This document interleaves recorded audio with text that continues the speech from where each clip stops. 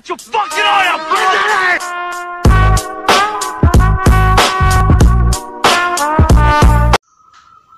Assalamualaikum warahmatullahi wabarakatuh. Bismillah, alhamdulillah, wa syukurillah, wa nikmatillah. Alhamdulillah pada kesempatan ini minggu kemarin saya sudah menjelaskan terkait dengan mata kuliah Islam dan budaya lokal. Pada kesempatan ini kita nanti akan mengkaji bersama dengan materi yang akan nanti dipaparkan oleh kelompok. Silakan para mahasiswa dipersiapkan untuk materi, resume, dan kira-kira nanti apa yang akan dipertanyakan pada pertemuan kali ini.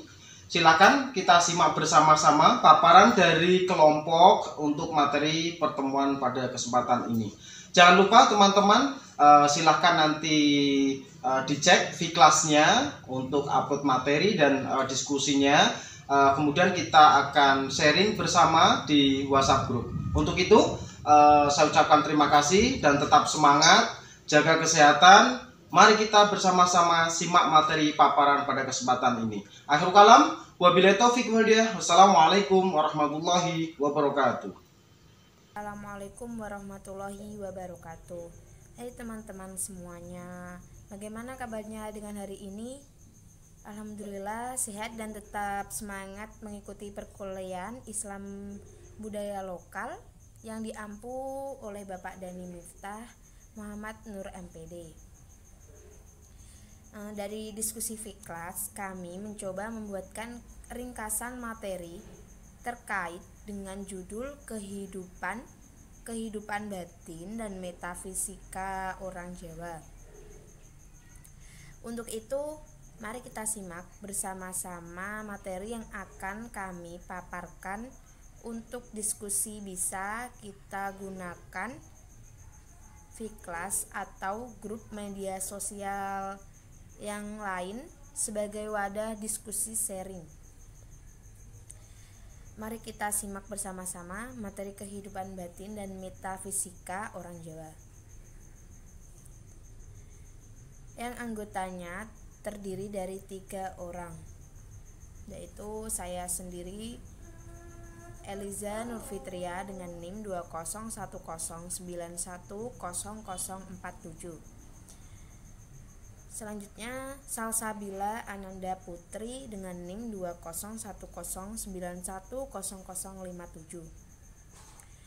Yang terakhir Muhammad Naufal Iwanuddin dengan NIM 20109100065. Definisi batin dan metafisika.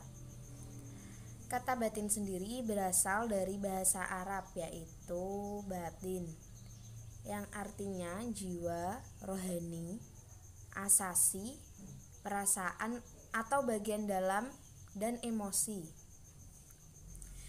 Dengan demikian, batin berhubungan dengan kejiwaan dan menyangkut tentang rasa atau apa yang dirasa. Hal ini diidentikan dengan aliran kebatinan. Nah, aliran kebatinan orang Jawa. Kebatinan Jawa disebut aliran karena memuat suatu paham yang bervariasi.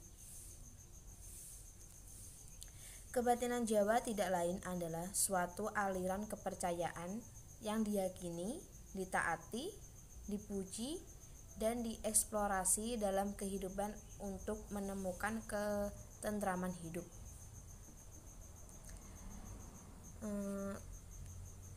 Kebatinan adalah suatu ilmu atas dasar ketuhanan absolut yang mempelajari kenyataan dan mengenal hubungan langsung dengan Allah Subhanahu wa Ta'ala.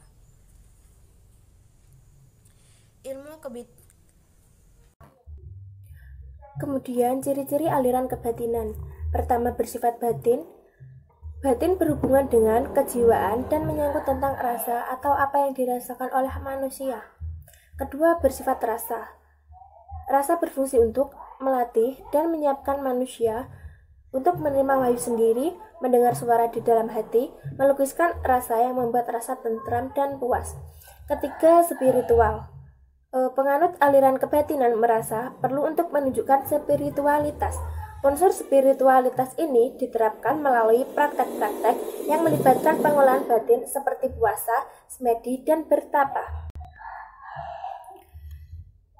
Ilmu kebatinan merupakan ilmu yang mempelajari bagaimana mengubah batin agar lebih dekat dengan Allah. Tujuan utamanya dari ilmu kebatinan ini adalah untuk menguatkan iman kepada Allah. Metafisika. Menurut kepercayaan metafisika atau kepercayaan terhadap alam gaib, manusia itu terdiri dari dua badan, yaitu jasmani atau yang terlihat oleh mata kita sendiri, dan rohani atau nyawa. Jadi di balik yang teman-teman lihat atau di dalam diri kalian sendiri itu ada sesuatu yang gaib, yaitu berupa ruh. Selanjutnya yaitu metafisika dalam pandangan hidup Jawa.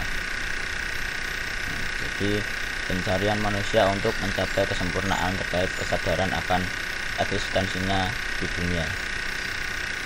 Pembahasan metafisika berawal dari kegelisahan manusia dalam mencari eksistensinya.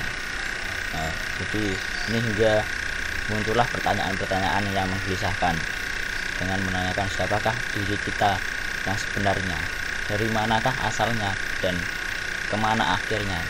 Inilah pertanyaan yang sering kita tanyakan kepada diri kita sendiri. Ini dalam ungkapan Jawa ada istilah urip iki prasasat mung mampir ngombe. Kata-kata inilah jika kita memahami atau kita mempelajari ini, banyak sekali nilai-nilai kehidupan yang akan kita peroleh dari kata-kata ini. Jadi urip iki prasasat mung mampir ngombe. Sedikit saya jelaskan sepengetahuan saya. Jadi hidup ini hanyalah istirahat di dunia menuju ke akhirat nanti. Jadi kita di dunia ini hanyalah mencari bekal, mencari sangu, mencari bekal lah untuk kehidupan kita besok di akhirat. Jika kita membawa bekal yang banyak, maka kita akan selamat di akhirat. Jika kita membawa bekalnya sedikit, ya sesuai apa yang kita dapatkan sedikit pula. Jadi itu di dunia itu hanyalah sebentar. Satu hari, ada yang mengatakan satu hari di akhirat itu sama dengan halnya beberapa ratus tahun di dunia. Bisa dibayangkan sendiri lamanya ketika di akhirat, dan singkat sekali kehidupan di dunia ini. Lanjut.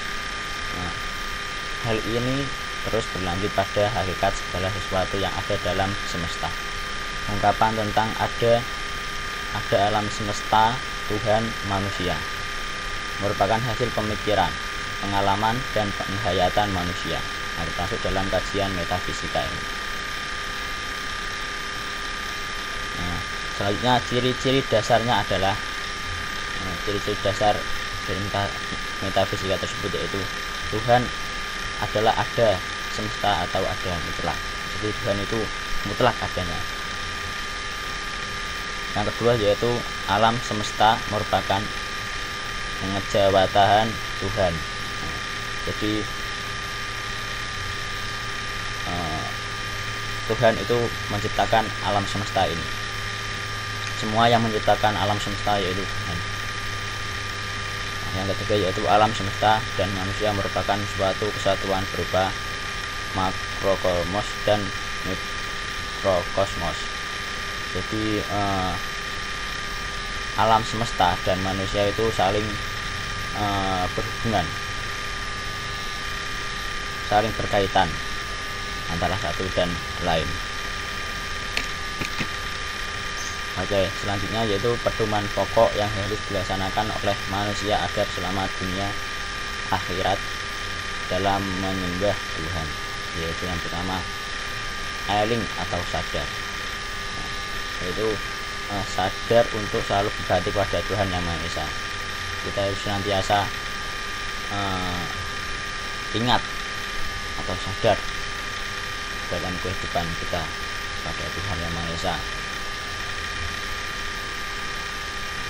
Yang kedua yaitu percaya terhadap sukma sejati atau putusannya yang disebut putus sejati.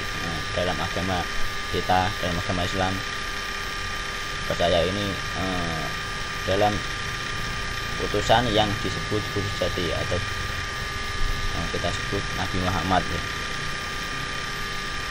Yang ketiga yaitu mituhu, setia dan selalu menjalankan perintahnya yang disampaikan melalui utusannya, yaitu syariat-syariat yang sudah disampaikan kepada Nabi Muhammad.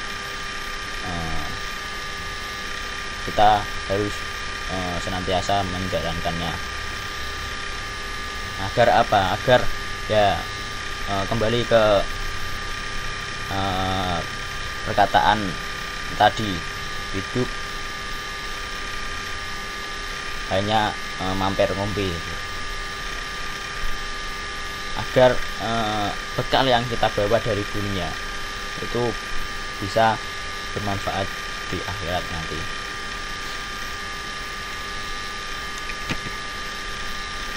Oke, mungkin itu saja yang dapat kami sampaikan. Kurang lebihnya dari kelompok kami, jika ada tutur kata yang kurang berkenan atau kurang pas atau kurang sopan, kami meminta maaf yang sebesar-besarnya. Cukup sekian dari kami. Akhirul kalam, ihdinas siratal mustaqim. Wassalamualaikum warahmatullahi wabarakatuh.